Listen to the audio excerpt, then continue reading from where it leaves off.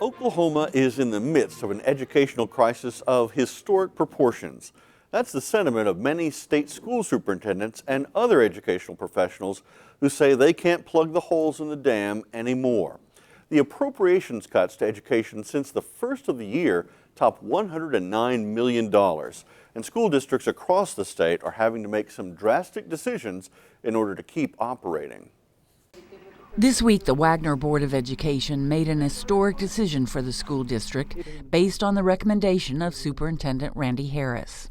At this time, based on all the research I've done, the amount of feedback I have, I highly recommend adopting a 4-day school week for next year. Your vote, Mr. Morgan? Aye. Mr. Moore? Yes. Mrs. Petrie? Aye.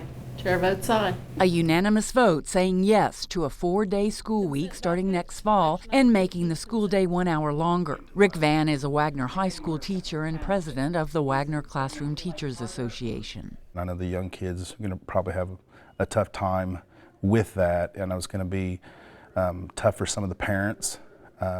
There's positives and negatives, and I just feel that we need to do something because the money's not going to be there.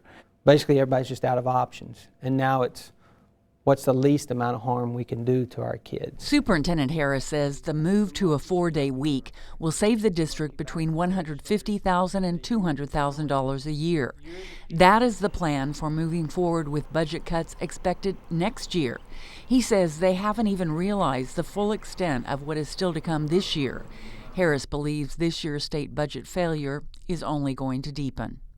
I'm expecting a third one. Let's just be realistic. Our first one was $245,000. The second one was $305,000. Harris says the Wagner School District is fortunate to have nearly $3 million in savings. Financially, we're okay as far as salvaging this year. We've got a pretty decent carryover. But the reality is, I think this is a 3-year process before we start recuperating from this revenue failure. So we better have 3 years worth of money in our savings account, which we call that in school business carryover fund. Oklahoma Superintendent of Public Instruction Joy Hoffmeister says many school districts have already depleted their carryover funds. Do you see some schools shutting their doors? We do know that there is a chance that there will be some districts that are not able to survive the cuts that we have this second round. The second round of cuts came last week, but Hoffmeister doesn't believe the bloodletting is over. So I don't think we have hit the bottom. We still have a greater loss to really fully appreciate. There's even a conversation that there could be an additional cut coming out of the appropriated dollars and that revenue stream from the legislature for this semester, for this fiscal year. Hoffmeister has asked for more than $50 million in supplemental funding to just finish this school year, but concedes even that won't be enough to stop the bleeding. We're still in a dire situation, and it truly is heartbreaking, and it amounts to a real brutal situation for schools, particularly this semester. The current and impending cuts are prompting Tulsa Public Schools to take action. This week, an employee attrition plan was approved, which aims to cut administrative jobs. A number of employees are being asked to leave and resign by April 15th. They will be paid for the remainder of this year, but leaving now helps set the stage for a thinner roster of employees next year. Tulsa School Superintendent Deborah Gist hopes attrition among teachers will help them avoid layoffs.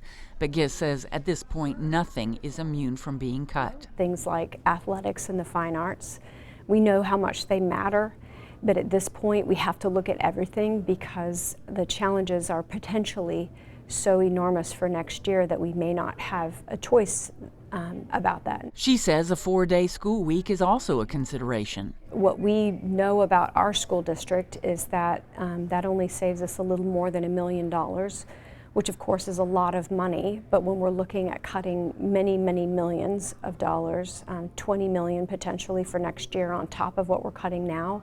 Oklahoma Public Schools opted to cancel all Friday classes until the end of this year using unspent snow days.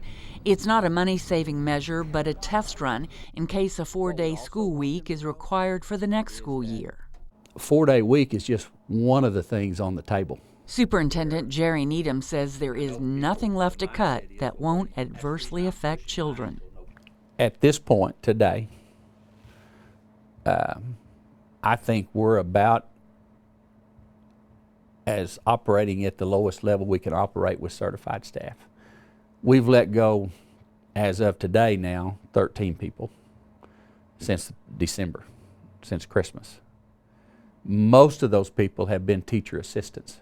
Oaktaha first grade teacher Cindy Capps has 23 youngsters in her class. I had a teacher's aide to help with my class size, but with these cuts, I have to now share her with lots of other areas, so it just makes my job more difficult. I can't give the time that I feel like my students deserve. Cutting athletics at Oaktaha is also being considered, as it is in other school districts.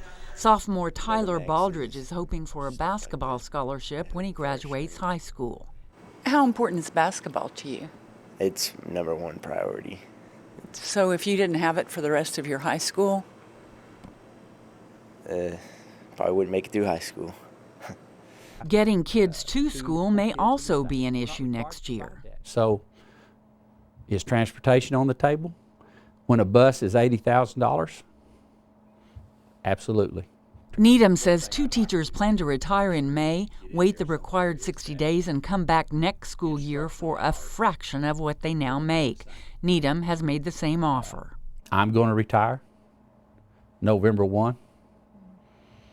I'm going to come back in January if the board wants me to come back and do what I do for $15,000 a semester. Needham says it's the least he can do for a community which has provided a living for his family for the last 32 years. In his long career, Needham has never experienced the magnitude of the crisis Oklahoma is facing right now.